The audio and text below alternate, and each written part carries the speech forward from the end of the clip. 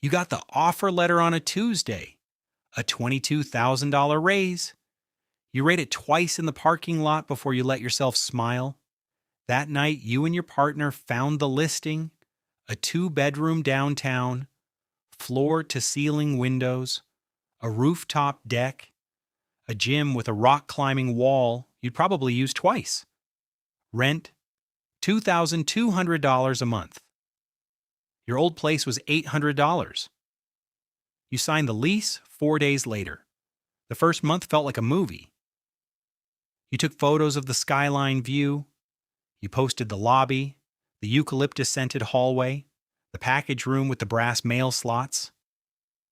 Your coworker Maya liked the post. She didn't comment. Moving costs were $6,600. First month last month, security deposit. You put $2,000 of it on a card. You told yourself you'd pay it off by spring. By month 2, the excitement had a price tag you hadn't budgeted for.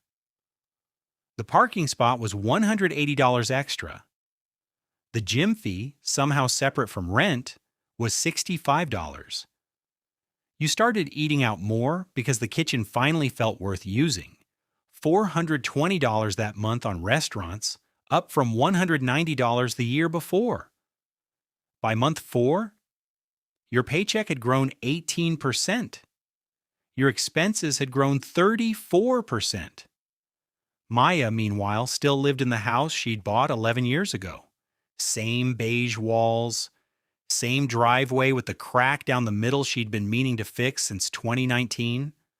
Her mortgage was $1,140 a month, less than half of yours.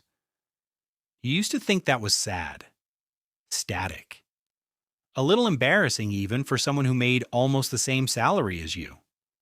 You didn't think that anymore. One Friday, you sat down to check your savings account before a long weekend trip you'd already booked, $340. That was it. You made $94,000 a year. You had $340 saved. You didn't tell anyone. You just sat there, staring at the number, feeling the specific kind of tired that comes from working hard and still. This is called lifestyle inflation. Your income rises and your spending rises to meet it, sometimes faster than it rises. It doesn't feel like a mistake while it's happening. Each individual choice feels reasonable.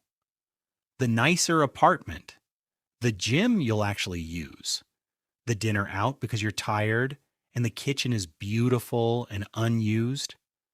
But reasonable choices stacked month after month add up to something you didn't choose, a life where more money in means the same amount left over, or less. Maya wasn't disciplined in some superhuman way. She just never let her spending catch up to her raises. When she got promoted 3 years ago, she kept driving the same 2014 Honda. She kept the same phone for another year. Her friends called it boring. She called it invisible. Nobody saw the choice because there was no new apartment tour, no upgraded parking spot, nothing to post. The house that never changed was never falling behind. It just never had a reason to show off. You started paying attention after that weekend, not to punish yourself and to actually look. You found $85 a month in subscriptions you'd forgotten you had. You moved the gym membership to month instead of the annual lock-in. You didn't cancel the good coffee.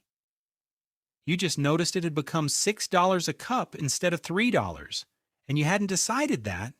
It had just happened. 6 months later, you weren't back in an $800 apartment. You were still in the $2,200 one, but your savings account had $4,100 in it instead of $340. Not because you made more, because you stopped mistaking comfort for progress. Maya's driveway still has the crack. She still hasn't fixed it. She told you last week she's thinking about it. Maybe next spring. You realized something, watching her say that so casually. The version of success that gets photographed isn't always the version that gets you free. Sometimes the boring house is the smart one. Sometimes the upgrade is the trap. Your raise didn't fail you. Your spending just moved as fast as it did until you finally slowed down enough to see it.